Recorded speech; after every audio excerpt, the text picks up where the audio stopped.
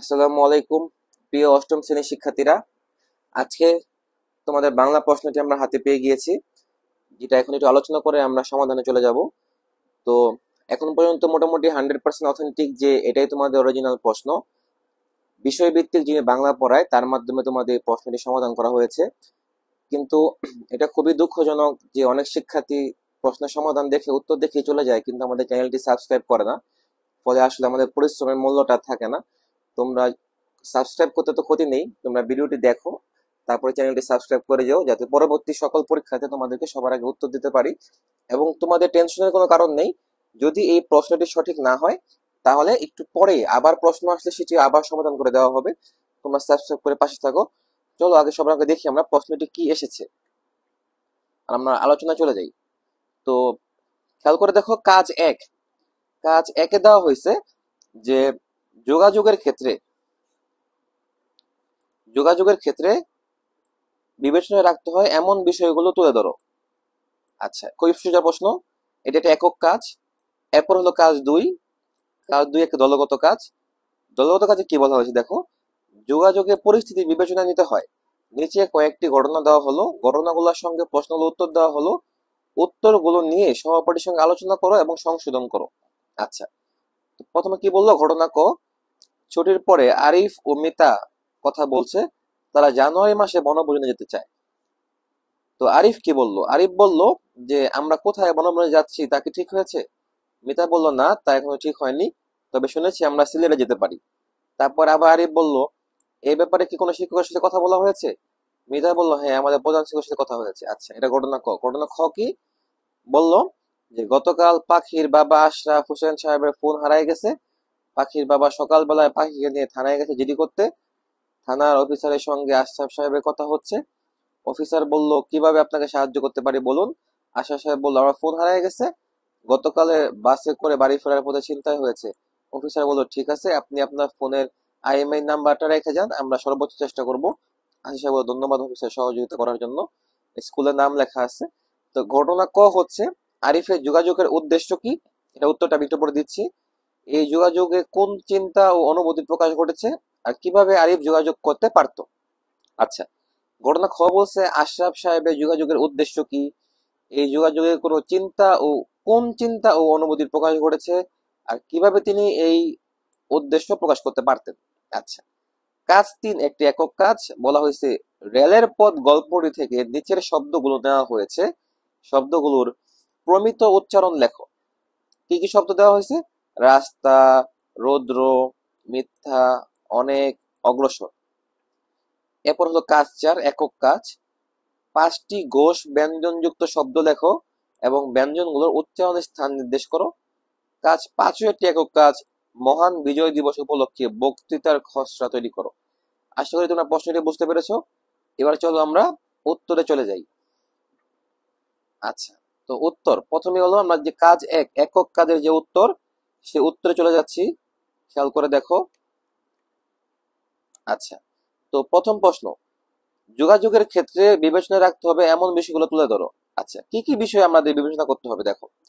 একটা হলো ব্যক্তির বয়স এবং তার সঙ্গে কিরূপ সম্পর্ক, এটা বিবেচনা করতে হবে। কথা বলার সময় যাকে বলা হচ্ছে তিনি যেন বক্তব্যের বিষয়ে সহজ ও স্পষ্ট রূপে বুঝতে পারে, সেদিকে খেয়াল রাখতে হবে। অপ্রয়োজনীয়ভাবে উচ্চ নিচু স্বরে কথা বলা যাবে না। যার সঙ্গে কথা বলা হচ্ছে তার চোখের দিকে তাকিয়ে কথা বলা। বড়দের সঙ্গে কথা বলার সময় নম্র এবং বিনয়ের সাথে কথা বলা। কোনো বিষয়ে আলোচনার সময় বয়সের সম্পর্ক অনুযায়ী সম্মান বজায় রেখে কথা বলা।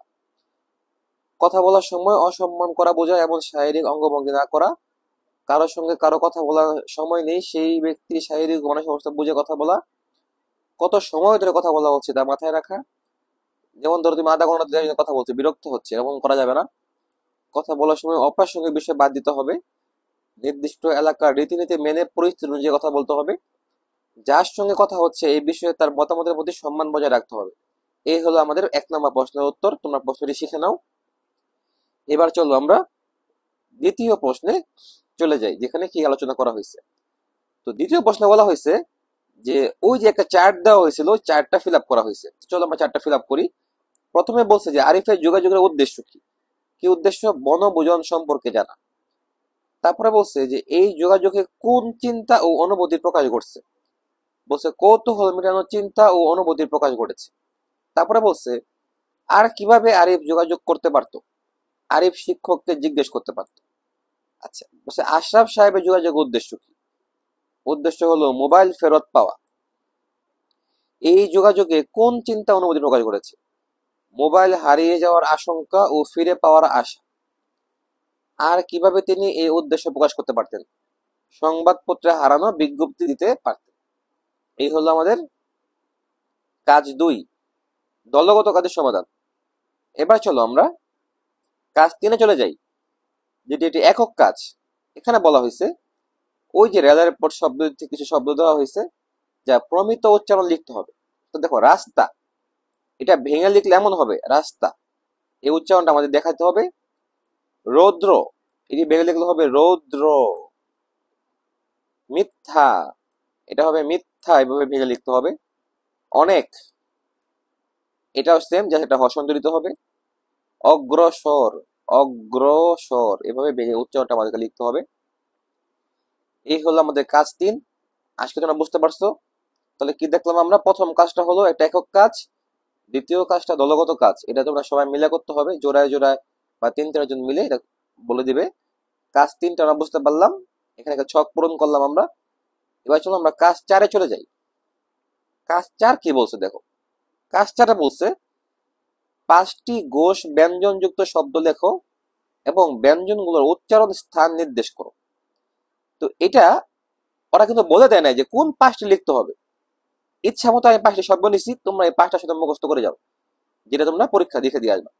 একটা হলো গোলাপ, তো গোলাপের গ হচ্ছে কণ্ঠ, ল হচ্ছে দন্ত। মোরক, মোরকের ম হচ্ছে ওষ্ঠ, র হচ্ছে মূর্ধন্য। দিন, দিনের দ হচ্ছে দন্ত, ন হচ্ছে দন্ত। ভরসা, ভরসার ভ হচ্ছে ওষ্ঠ, র হচ্ছে দন্ত। সকাল, সকালের ল হচ্ছে দন্ত।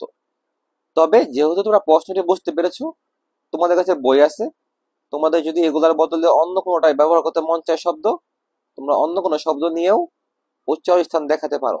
উচ্চারণ স্থান যে 2টারই দেখাইতে হবে এমন কোনো কথা নাই, একটি উচ্চারণ দেখালেও হবে। তবে আমি 2টা করে দেখাই দিছি, যে টিচার তোমাদেরকে পরিপূর্ণ নাম্বার দেয়। যেহেতু আমি আবারও বলেছি যে বিশেষজ্ঞ যিনি বাংলা পড়ায়, তার মাধ্যমে প্রশ্নটি সমাধান করা হয়েছে। তোমরা চ্যানেলটি সাবস্ক্রাইব করে রাখো, আবারও যদি কখনো প্রশ্ন আসে আজকে রাতে, তাহলে সমাধান করে দেওয়া হবে। এবার হলো আমরা চলে যাচ্ছি কাজ 5-এ। তো কাজ 5টা কি? কাজ 5 হলো মহান বিজয় দিবস উপলক্ষে বক্তৃতার খসড়া তৈরি করা। তো চলো শুরু করি। তো এখানে আমি একটা নাম দিয়েছি শিরোনাম, যে মহান বিজয় দিবসের তাৎপর্য শীর্ষক আলোচনা সভা 2024। কে প্রস্তুত করেছে? সঙ্গে আসা, নিজের নাম লিখবা, প্রবৃত্তকারীদের প্রস্তুতকারী হবে, রোল নাম্বার তোমরা দিয়ে দিবা তোমাদেরটা। তো কি বলছে দেখো। সম্মানিত সভাপতি, উপস্থিত বক্তাগণ ও সমাগত সুধী মণ্ডলী, সবার প্রতি আমরা সম্মানিত সালাম।